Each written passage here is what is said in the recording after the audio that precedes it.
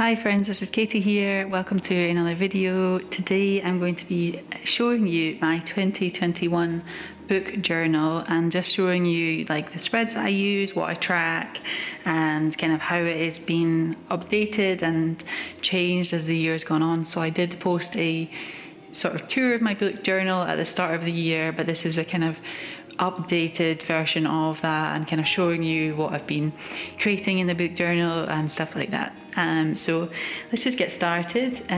This book journal is from Flying Tiger, and it's just a kind of budget one, so it's totally affordable and stuff like that. And my pens and stuff, I will leave details down below of what they are because I can't remember off the top of my head. But I start off this book journal with a 2021 book Bujo page, just an introductory page, and then I get like sort of straight into it. I have this book tracker where I track the each square represents a book, and the whole thing kind of becomes like a rainbow kind of coloured spread as time goes on. And then on the right hand side you can see my statistics, and I track these mostly for myself, but I am thinking of creating a statistics video, kind of reading stats and how I'm getting on with my reading goals, etc., and talking through some of these statistics. So I use a lot of the statistics that Storygraph provides, and they track kind of like the length of the book that you're reading and the genre, and then my personal statistics are more for demographics of authors, stuff like representation, and just generally I track like if it's fiction, non-fiction, poetry, etc. That's just something. Oh, and also the formats and where I got the book from. Those are things that I track for myself more than anything. But yeah, just because I find it interesting. I'm quite a bit of a stats geek, so it's all very interesting to me. I should say as well, sorry if it sounds like I'm short of breath, we have all our windows closed because the volcano is releasing this kind of, I think it's like a gas, and it's kind of creating pollution in the city, and we've been told to kind of try and keep our windows closed whenever it's blowing over. So we have that just now, and we've closed all the windows, so it feels like the air is really, really close in here and really warm and uncomfortable. So sorry if it sounds like my breathing is a little bit more laboured, it's just because of that. But yeah, the book journal. So this is like a double spread, and I've made it like a bookshelf, and I add a book every time that I read a book, and I just love the way it looks. I think it's very pretty. It's often one that I share on my Instagram, just kind of update of like, this is how the bookshelf is filling up, sort of thing. Last year I managed to fill in both sides with the amount of books I read, so I left extra space this year for that. So let's just see how that goes. I then keep my a list, basically, title, author, rating, what format the book was, and where I sourced it from. I keep track of all of that. I dropped the dates read column this year. That was information that I was kind of tracking via Goodreads, and when I stopped using Goodreads this year, or at least I don't use it as much, I just realised that it's not really important to me what dates I read it in, so I just kind of dropped that. It's just not worth recording, and so I've left extra space for additional pages of tracking of those books. But this is one of my favourite spreads, so let me just straighten that up as well so it's easier for you to see. Sorry if you've been craning your neck to see that until now.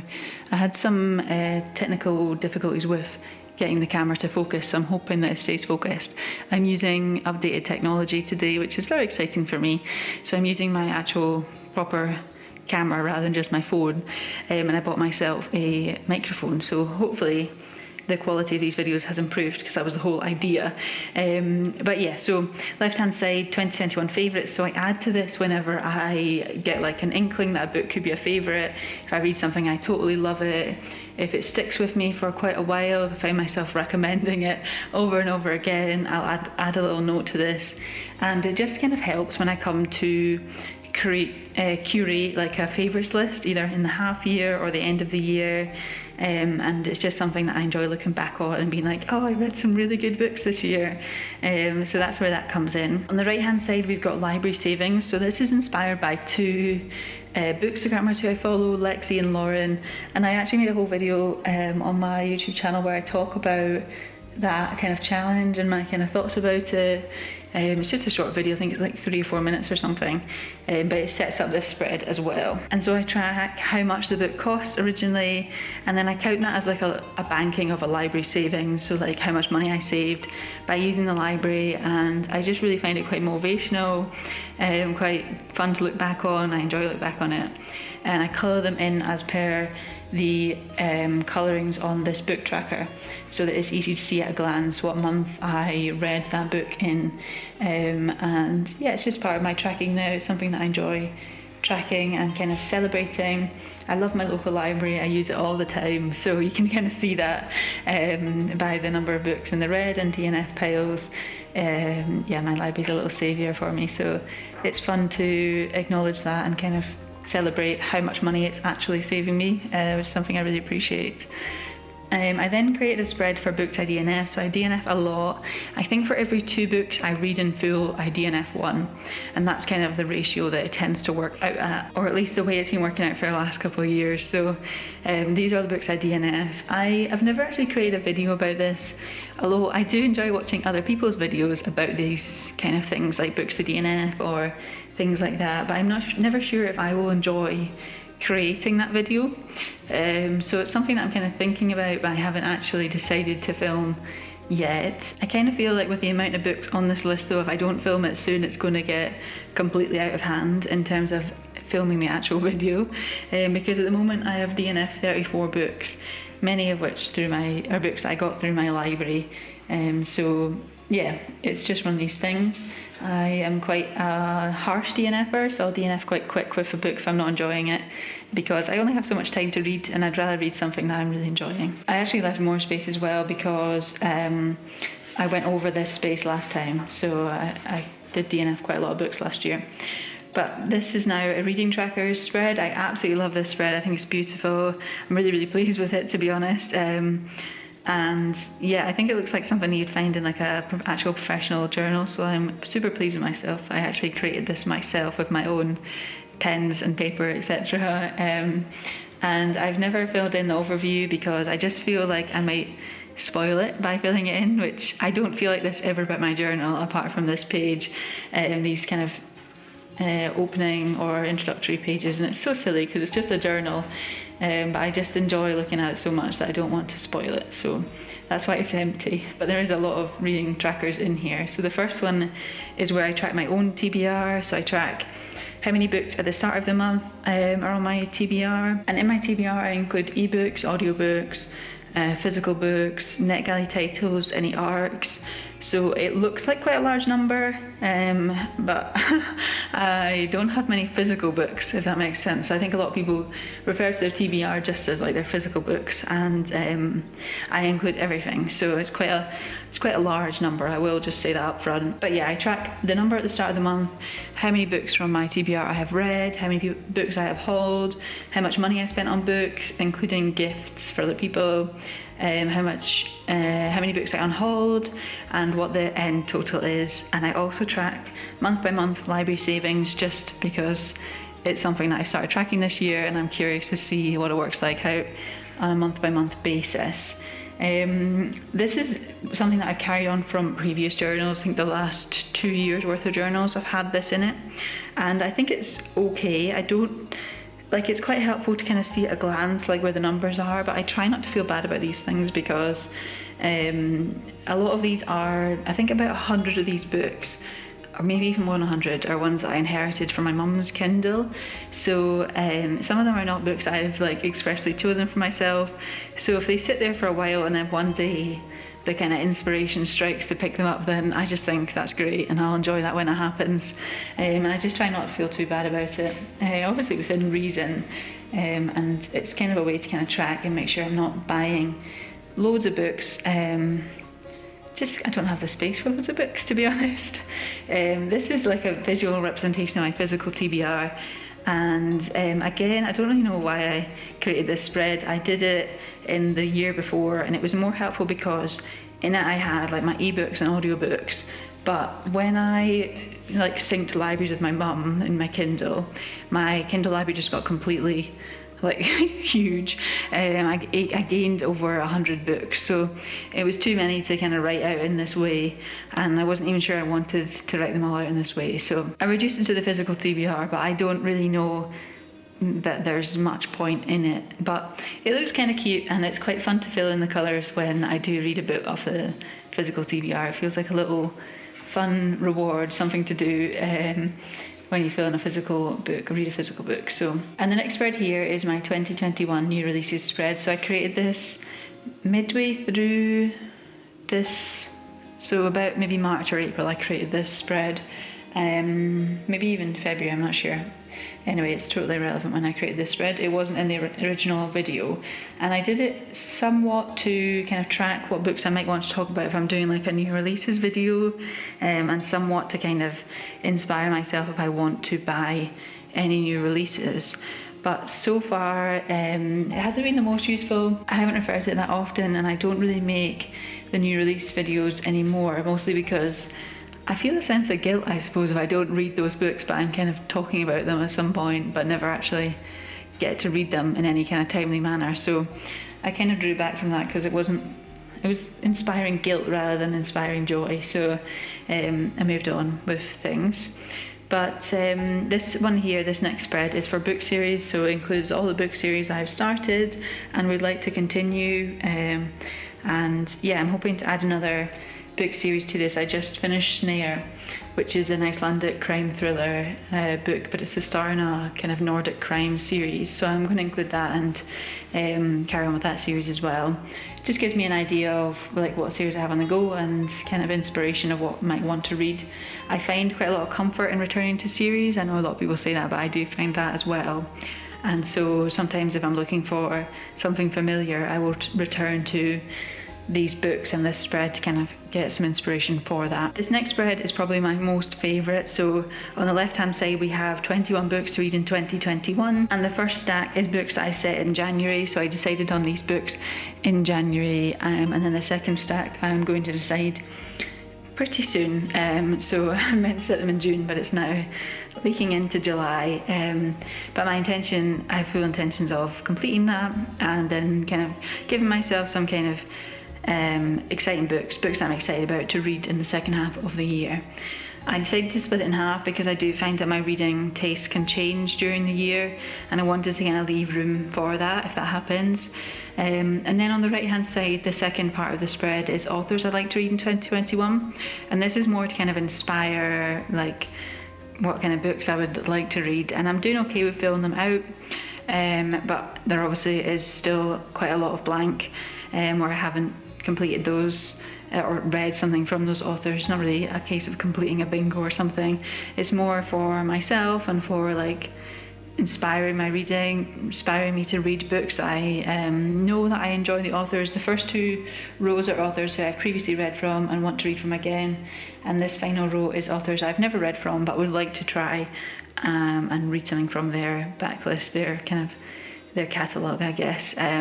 So yeah, I'm doing okay filling that in, but no pressure on it. It's just more to inspire kind of joy and inspire kind of my reading life. I also asked at the tail end of 2020 for recommendations of authors that my Bookstagram friends thought I should read, and these were all the recommendations that were sent in. So I created a spread for this and like marked where my library has a copy of one of their books, and I'm looking forward to kind of working my way through that as the year goes on. I haven't really made much progress with it, I don't think, so that's something to look forward to either this year or maybe next I'll make it a challenge. Who knows? Let's see. And this next spread is for NetGalley, so all my NetGalley releases and reads, I try and track them, and I always have high hopes that I will stay on top of them, but I really struggle with NetGalley to keep on top of them, and I should really just put myself on a requesting ban, to be honest, and just stop requesting books and try and work my way through them.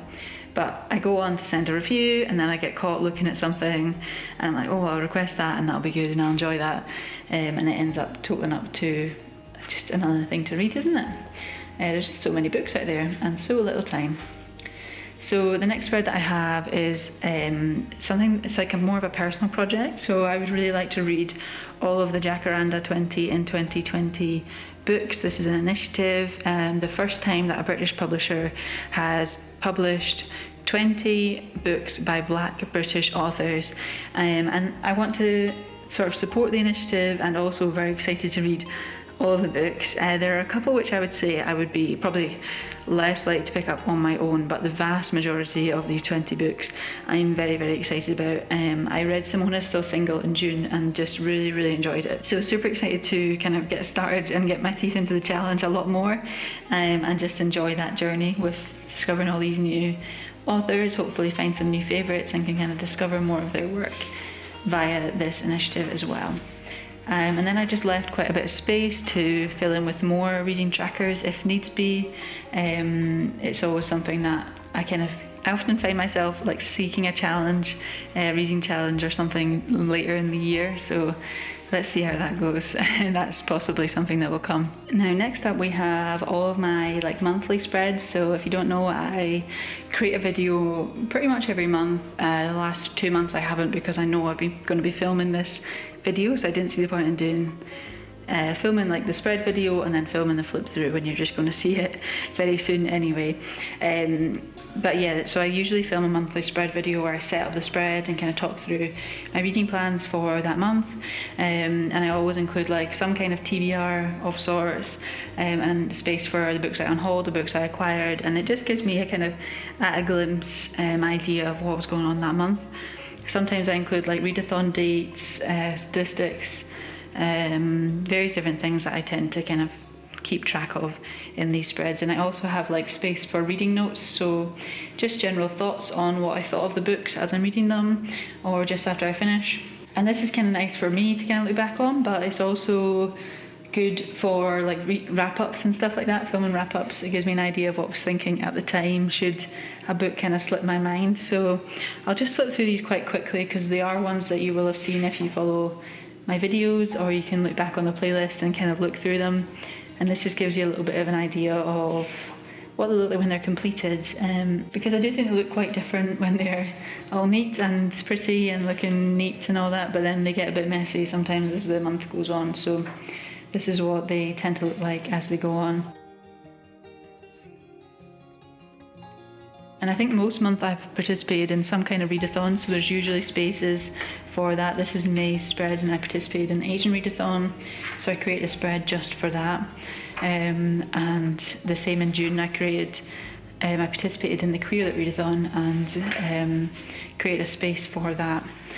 I also have a section there for the Halfway Top 10, which is like a Bookstagram initiative, and it's where you share your best 10 books of the year so far. So I've created a spread for that, but I've yet to kind of choose my books and fill that in. So I'm looking forward to doing that in the coming days, weeks. I'm not sure, we'll see how we go. And I'll hopefully make that into some kind of a video as well and talk about my favourite books of the year so far. June, I didn't complete my reading notes quite yet. I don't know if I'll do them this month. I wasn't really kind of using my reading journal as much. I wasn't reading as much, and I wasn't using the journal as much. But July's spread, I'm super, super pleased with it. I think it looks lovely. It's like sort of peak childhood seaside trip vibes. I really, really enjoy it, and just think it's very joyful and cheerful and lovely. So I'm looking forward to using that as the month goes on. I also wanted to show you, so that's kind of the end of this side of the journal, but I also use my journal the other way around, and I use it, let me just get to the right part, because there are some sort of sample things in the back of this journal which are set up by Flying Tiger themselves. So I also use this as a kind of book list sort of space, like space to kind of record book lists of some kind, and I have started some lists. I originally thought I would use some of these lists for videos, but I have yet to film many of the videos that I thought about. And then when I was watching Ashley Bookish Realms 100 Books to Read Before You Die video, I created like a little space to kind of track and see if I could get through a few of them, like read a few of them, or see how many I had read. And I just love creating lists, to be honest, so it's always an enjoyable experience for me to do that. But you can see there's quite a lot of different kinds of books and book list ideas that I have, and if you see anything that catches your eye and you would like me to create a video about it, you can just let me know. I know that I recently created videos for these two spreads, so the LGBT QIA book recs and graphic novel recs. I created 2 separate videos where I talk about my recommendations in those areas, so I'll link those down below if you're interested. But yeah, that's really the whistle-stop tour through my journal. So I'm quite pleased with the amount of space in this journal. I have loads of space to continue to fill in and just enjoy that journey. I really enjoy my journal. It's something that I kind of go to time and time again, and yeah, thank you so much for watching this video. I hope you enjoyed it. Let me know if you have a book journal, what you use it for, if you enjoy using it, and if we have any similar spreads, or if you have any spread ideas for me, that would be lovely. But for now, thank you so much for watching. That's everything from me, and I will see you again in my next video.